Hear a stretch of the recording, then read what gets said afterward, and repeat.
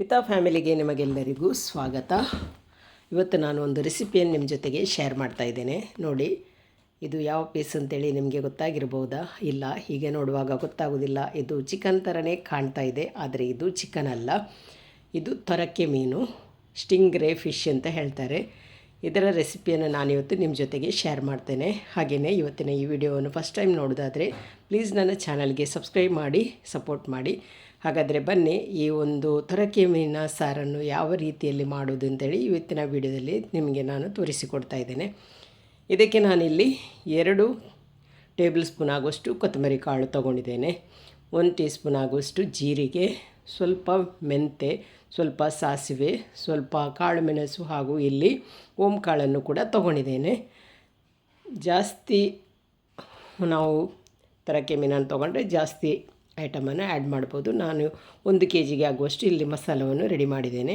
ಇದನ್ನು ನೋಡಿ, ಇಲ್ಲಿ ಎಣ್ಣೆ ಹಾಕದೆ ನಾನು ಫ್ರೈ ಮಾಡ್ತಾ ಇದ್ದೇನೆ. ಎಣ್ಣೆ ಹಾಕಿ ಕೂಡ ಫ್ರೈ ಮಾಡ್ಬೋದು.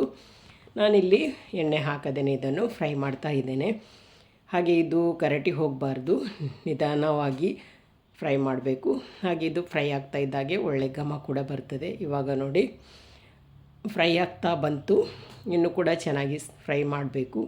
ಹಾಗೆ ಇದೆಲ್ಲ ಫ್ರೈ ಮಾಡಿ ಆದಮೇಲೆ ಮತ್ತೆ ಉಳಿದ ಐಟಮ್ಸನ್ನು ಕೂಡ ಫ್ರೈ ಮಾಡಲಿಕ್ಕಿದೆ. ಇವಾಗ ಇದು ನೋಡಿ ಫ್ರೈ ಆಯಿತು. ಇದನ್ನು ನಾನು ತೆಗಿತಾ ಇದ್ದೇನೆ.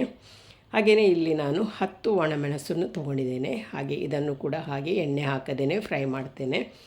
ನಿಮಗೆ ಯಾರಿಗಾದರೂ ಎಣ್ಣೆ ಹಾಕಿ ಫ್ರೈ ಮಾಡಬೇಕು ಅಂತ ಇದ್ದರೆ ಎಣ್ಣೆ ಹಾಕಿ ಕೂಡ ಫ್ರೈ ಮಾಡಿಕೊಳ್ಳಿ, ಟೇಸ್ಟ್ ಏನು ಚೇಂಜ್ ಆಗೋದಿಲ್ಲ. ಆದರೆ ನಾನಿಲ್ಲಿ ಎಣ್ಣೆ ಹಾಕದೇ ಎಲ್ಲವನ್ನು ಫ್ರೈ ಮಾಡ್ತಾ ಇದ್ದೇನೆ. ಇದು ಕೂಡ ಫ್ರೈ ಆಗುವಾಗ ಒಳ್ಳೆ ಘಮ ಬರ್ತಾ ಇದೆ. ಆವಾಗ ಇದು ಫ್ರೈ ಆಗಿದೆ ಅಂತ ಅರ್ಥ, ಮತ್ತು ನಾವು ತೆಗಿಬಹುದು. ಹಾಗೆ ಇವಾಗ ಮೆಣಸು ಕೂಡ ಫ್ರೈ ಆಯಿತು. ಅದನ್ನು ಕೂಡ ನಾನಿವಾಗ ತೆಗಿತಾ ಇದ್ದೇನೆ.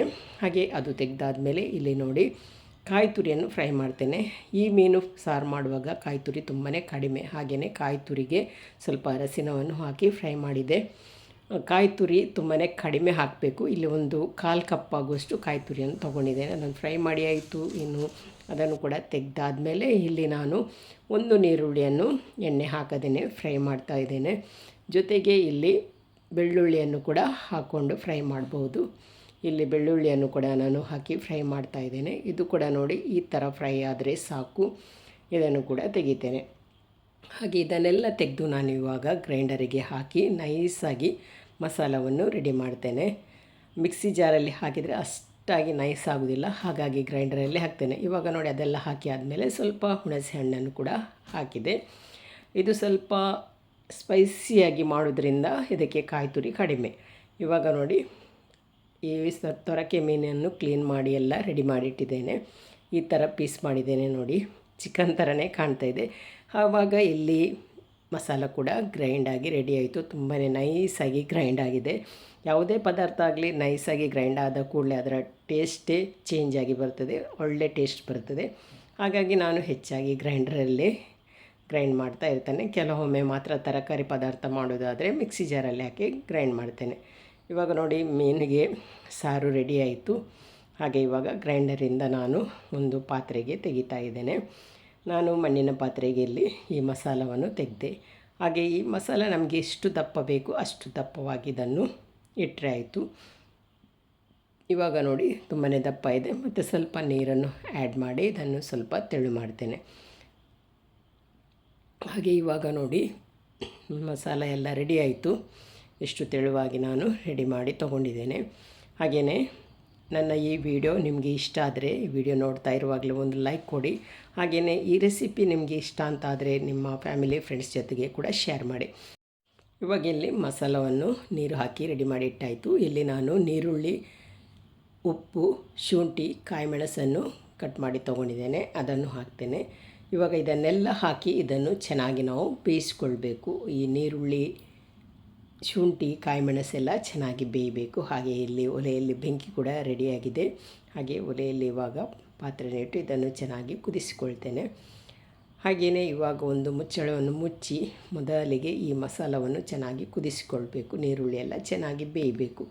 ಹಾಗೆ ಇವಾಗ ನೋಡಿ, ಒಂದು ಮುಚ್ಚಳವನ್ನು ಮುಚ್ಚಿ ಈ ಮಸಾಲವನ್ನು ಕುದಿಸಿಕೊಳ್ತೇನೆ.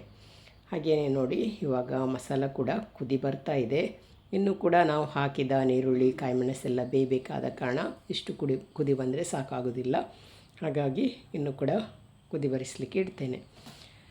ಹಾಗೆಯೇ ಫ್ರೆಂಡ್ಸ್, ಈ ಮೀನು ಸಾರು ಮಾಡುವಾಗ ಎಲ್ಲ ನಾವು ಮಸಾಲವನ್ನು ಯಾವಾಗಲೂ ನೈಸಾಗಿ ಗ್ರೈಂಡ್ ಮಾಡಬೇಕು. ನೈಸಾಗಿ ಗ್ರೈಂಡ್ ಮಾಡಿದ್ರೇ ಮೀನು ಸಾರೆಲ್ಲ ತುಂಬಾ ಟೇಸ್ಟಾಗಿ ಬರ್ತದೆ. ಚಿಕನ್ ಸಾರು ಮಾಡುವಾಗಲೂ ಹಾಗೆ ಇವಾಗ ನೋಡಿ ಇಲ್ಲಿ ಮಸಾಲ ಚೆನ್ನಾಗಿ ಕುದೀತಾ ಇದೆ. ಹಾಗೆಯೇ ಸ್ವಲ್ಪ ದಪ್ಪ ಕೂಡ ಆಯಿತು. ಈ ಮಣ್ಣಿನ ಪಾತ್ರೆಯಲ್ಲಿ ಮಾಡುವಾಗ ಮಸಾಲ ಬೇಗನೆ ದಪ್ಪವಾಗಿ ಬಿಡ್ತದೆ. ಹಾಗೆ ಇವಾಗ ಮಸಾಲ ಕುದೀತಾ ಇದೆ. ತೊಳೆದಿಟ್ಟಂಥ ಈ ತೊರಕೆ ಮೀನಿನ ತುಂಡನ್ನು ಕೂಡ ಹಾಕ್ತೇನೆ. ಹಾಗೆಯೇ ಈ ಮೀನನ್ನು ಹಾಕುವಾಗ ನಾವು ಸ್ವಲ್ಪ ಹಿಂಡಿ ಹಾಕ್ಕೊಳ್ಬೇಕಾಗ್ತದೆ. ಯಾಕೆಂದರೆ ಇದರಲ್ಲಿ ನೀರಿನಂಶ ಇರ್ತದೆ. ಈ ನೀರಿನಂಶವನ್ನೆಲ್ಲ ನಾವು ತೆಗೆದಾದ್ಮೇಲೆ ಇದಕ್ಕೆ ಹಾಕಬೇಕು. ಇಲ್ಲಾಂದರೆ ನಾವು ಮಾಡಿದ ಮಸಾಲ ತುಂಬಾ ತೆಳುವಾಗ್ತದೆ. ಹಾಗೆ ಇವಾಗ ನೋಡಿ ಮೀನನ್ನೆಲ್ಲ ಹಾಕಿ ಆಯಿತು. ಇನ್ನು ಈ ಮೀನು ಚೆನ್ನಾಗಿ ಬೇಯಬೇಕು. ಹಾಗಾಗಿ ಇವಾಗ ಒಂದು ಮುಚ್ಚಳವನ್ನು ಮುಚ್ಚಿ ಇದನ್ನು ಕುದಿ ಬರಿಸ್ತೇನೆ. ಹಾಗೆ ಇಲ್ಲಿ ಇನ್ನೊಂದು ಕಡೆ ನಾನು ಒಗ್ಗರಣೆಗೆ ರೆಡಿ ಮಾಡ್ತಾಯಿದ್ದೇನೆ. ಒಗ್ಗರಣೆಗೆ ಇಲ್ಲಿ ಎಣ್ಣೆ ಹಾಗೂ ಬೆಳ್ಳುಳ್ಳಿಯನ್ನು ಜಜ್ಜಿ ತಗೊಂಡು ಫ್ರೈ ಮಾಡ್ತಾಯಿದ್ದೇನೆ. ಹಾಗೆಯೇ ಇಲ್ಲಿ ನೋಡಿ ಮೀನು ಸಾರು ಕೂಡ ಇವಾಗ ಚೆನ್ನಾಗಿ ಕುದೀತಾ ಇದೆ. ಹಾಗೆಯೇ ಈ ತೊರಕೆ ಮೀನು ಕೂಡ ಇವಾಗ ಚೆನ್ನಾಗಿ ಬೆಂದಿತು. ನಾನು ಅಷ್ಟು ಹಿಂಡಿ ಹಾಕಿದರೂ ನೋಡಿ ಸ್ವಲ್ಪ ಇವಾಗ ತೆಳುವಾಯಿತು. ಆದರೆ ಪರವಾಗಿಲ್ಲ, ತನೆದಾಗ ದಪ್ಪವಾಗಿ ಬಿಡ್ತದೆ. ಇವಾಗ ನೋಡಿ ಇದಕ್ಕೆ ಒಂದು ಬೆಳ್ಳುಳ್ಳಿಯಲ್ಲಿ ಒಗ್ಗರಣೆ ಕೊಟ್ಟು ನಾನು ಮುಚ್ಚಳವನ್ನು ಮುಚ್ಚಿ ಇಟ್ಟೆ. ಸ್ವಲ್ಪ ಸಮಯ ಬಿಟ್ಟು ಓಪನ್ ಮಾಡಿ ನೋಡಿದಾಗ ನೋಡಿ ನಮ್ಮ ಪದಾರ್ಥ ಯಾವ ಥರ ಆಗಿದೆ. ಇವಾಗ ನೋಡಿ ಮಸಾಲೆ ಎಷ್ಟು ದಪ್ಪವಾಗಿದೆ. ಮಣ್ಣಿನ ಪಾತ್ರೆಯಲ್ಲಿ ಮಾಡಿದ ಕೂಡಲೇ ಮಸಾಲೆ ಯಾವಾಗಲೂ ತಂದಾಗ ದಪ್ಪವಾಗ್ತದೆ. ಹಾಗೆ ಇವಾಗ ಟೇಸ್ಟ್ ನೋಡಲಿಕ್ಕೆ ಒಂದು ಪಾತ್ರೆಗೆ ಸರ್ವ್ ಮಾಡ್ತಾಯಿದ್ದೇನೆ. ಸೂಪರಾದ ಟೇಸ್ಟ್ ಬಂದಿದೆ. ಹಾಗೆಯೇ ಇವತ್ತಿನ ಈ ಒಂದು ರೆಸಿಪಿ ವಿಡಿಯೋ ನಿಮಗೆ ಇಷ್ಟ ಆಗಿದೆ ಅಂತ ಅಂದ್ಕೊಳ್ತೀನಿ. ಇಷ್ಟ ಆದರೆ ಲೈಕ್ ಮಾಡಿ, ಶೇರ್ ಮಾಡಿ, ಅದೇ ರೀತಿ ಸಬ್ಸ್ಕ್ರೈಬ್ ಮಾಡೋದರ ಮೂಲಕ ಚಾನಲ್ಗೆ ಸಪೋರ್ಟ್ ಮಾಡಿ ಅಂತ ಹೇಳ್ತಾ ಇವತ್ತಿನ ಈ ವಿಡಿಯೋನ ಇಲ್ಲಿಗೆ ಎಂಡ್ ಮಾಡ್ತೇನೆ. ವಿಡಿಯೋ ನೋಡಿದ ನಿಮಗೆಲ್ಲರಿಗೂ ಧನ್ಯವಾದಗಳು.